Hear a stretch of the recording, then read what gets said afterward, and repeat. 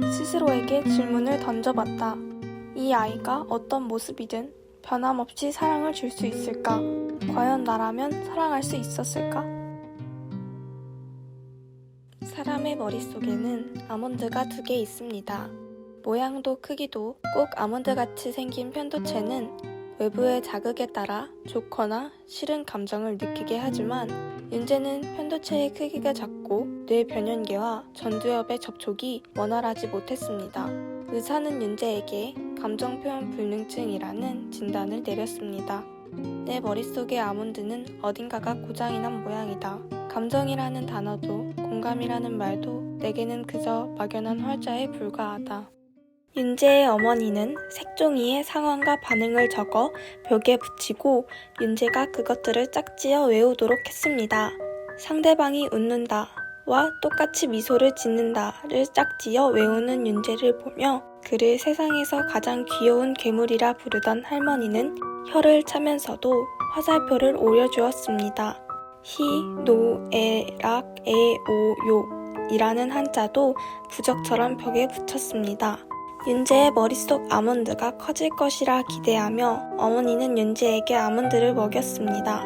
4학년이 될 때쯤에는 그럭저럭 튀지 않는 법을 익혔지만 사실 윤재는 왜 그것이 필요한지 알지 못했습니다. 사실 나는 아무 상관이 없었다. 내가 미세한 단어의 차이를 감지하지 못하는 것처럼 내가 정상인지 아닌지 따위는 내게 아무 영향도 미칠 수 없었다. 윤재의 엄마는 헌책방을 운영했고 책방 뒤의 집에서 윤재와 어머니, 할머니 셋이 살았습니다.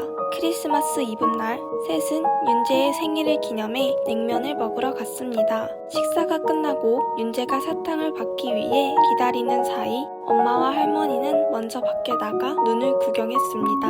하지만 이내 거리에는 비명이 가득 찼습니다. 삶을 비관한 남자가 사람들의 망치로 내려치고 있었습니다. 엄마가 쓰러지는 모습을 보며 윤재는 밖으로 나가려 했지만 할머니가 울며 막았습니다.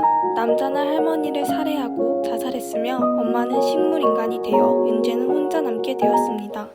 윤재가 책방으로 돌아오자 2층의 제과점 사장이 그를 불렀습니다. 빵집 사장의 이름은 심재영으로 전에 의사였기 때문에 엄마는 그를 심박사라고 불렀습니다. 심박사는 자신이 엄마의 친구이며 윤재에게 도움을 주고 싶다고 했습니다. 그가 건물의 주인이니 책방 일을 하면 월급을 주겠다고 제안했고 윤재는 수락했습니다.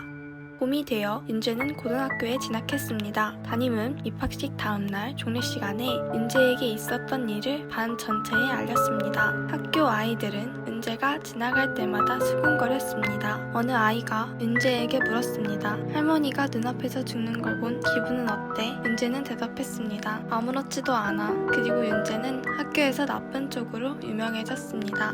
봄비가 내리던 날 윤재는 병원에서 은빛머리의 중년 남자를 만났습니다. 그는 윤재를 보고 동요하더니 얼마 뒤 책방으로 찾아왔습니다. 그의 이름은 윤권호로 경영학 교수라 했습니다. 윤 교수는 실종 아동 전단지를 보여주며 30년 전에 잃어버렸던 아들을 얼마 전에 찾았지만 아들을 도저히 병든 아내에게 보여줄 수 없다고 아들과 닮은 윤재가 아들인 척 아내를 만나주기를 바랬습니다. 윤재는 딱히 해가 되지 않는다면 도와주는 편이 좋다는 할머니의 말을 떠올리며 수락했습니다. 병색이 완연한 윤 교수의 아내는 윤재의 뺨을 나뭇가지 같은 손으로 어루만지며 하염없이 울었습니다. 고맙다와 미안하다를 번갈아 속삭이던 그녀는 마지막으로 윤재를 꼭 안아주고는 며칠 뒤 숨을 거두었습니다. 윤재는 그녀의 장례식장에서 진짜 아들인 곤이를 만났습니다. 며칠 전 윤재의 반으로 전학갔던 작고 깡마른 까무잡잡한 피부의 전학생이 곤이었습니다. 그는 소년원을 등닥거리는 깡패라고 소문이 났었습니다. 그런 곤이가 윤재에게 말했습니다. 너였냐? 나 대신 아들 노릇한 새끼가 이제 골치 아플 줄 알아라. 곤이는 그 뒤로 윤재를 괴롭히기 시작했습니다. 윤재는 곤이가 원하는 반응이 무엇인지 알았지만 아무런 대꾸도 하지 않았습니다. 초조해진 곤이가 소각장 앞에서 결판을 짓자 선언하고 겁난다면 도망치라 했지만 윤재는 그저 묵묵히 평소 다니던 길인 소각장으로 갔습니다. 곤이는 윤재를 때리며 화를 냈습니다. 하지만 윤재는 이렇게 말할 뿐이었습니다. 내가 원하는 걸 하려면 나는 연기를 해야 해.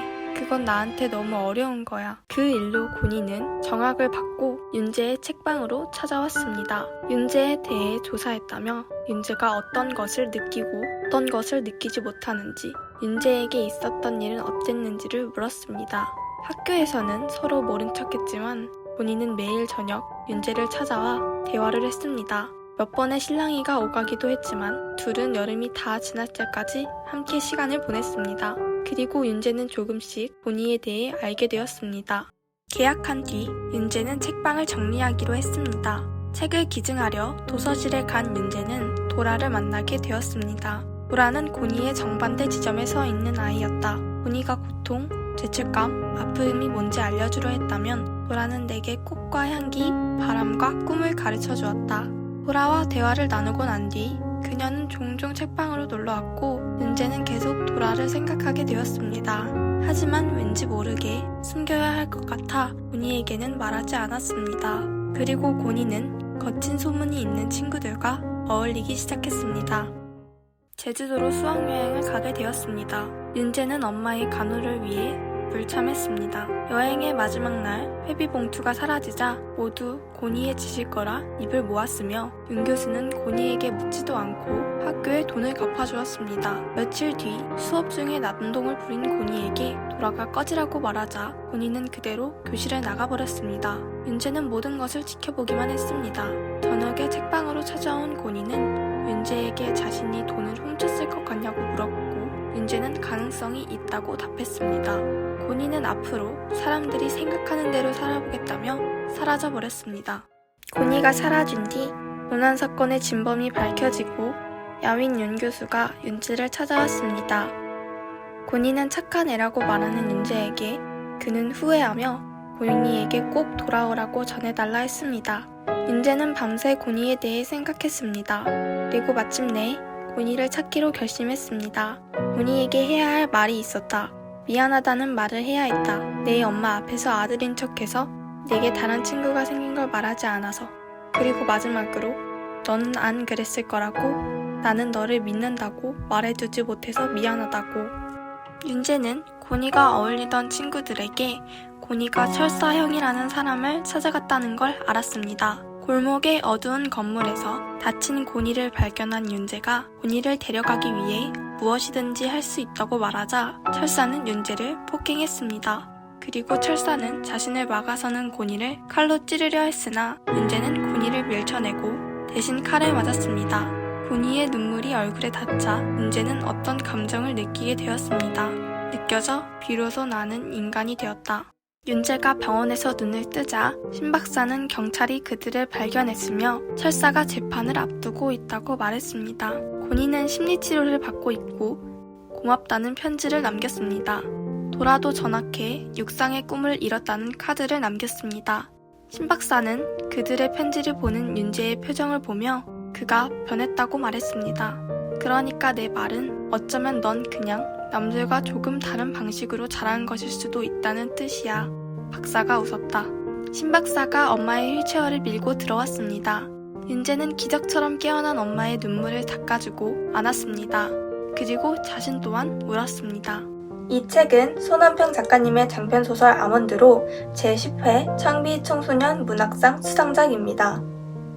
감정을 느낄 수 없는 괴물인 윤재와 불운한 환경 탓에 괴물로 자라버린 고니가 만나 사랑, 즉 아몬드를 깨닫게 되는 이야기입니다. 작가님은 프롤로그에서 이렇게 말합니다. 나에겐 아몬드가 있다. 당신에게도 있다. 당신이 가장 소중하게 여기거나 가장 저주하는 누군가도 그것을 가졌다. 주인공들이 자신의 아몬드를 발견하고 키워나가는 과정은 흥미진진하면서도 슬프고 감동적입니다. 이 책은 청소년 도서지만 나이에 상관없이 아몬드를 품고 있는 누구나 마음으로 느끼며 읽을 수 있는 책입니다. 따라서 더 많은 사람들이 이 책을 보았으면 하는 마음에 줄거리를 그림으로 그려 책을 소개하고자 했습니다. 작가님은 결론을 이렇게 말합니다. 나는 인간을 인간으로 만드는 것도 괴물로 만드는 것도 사랑이라고 생각하게 되었다. 만약 당신도 아몬드, 사랑에 대해 생각해보고 싶다면 꼭 한번 이 책을 읽어보시기 바랍니다. 제 영상이 부디 이 책에 대한 흥미를 불러일으키는 계기가 될 수 있다면 좋겠습니다. 지금까지 저의 아몬드 소개를 시청해주셔서 감사합니다.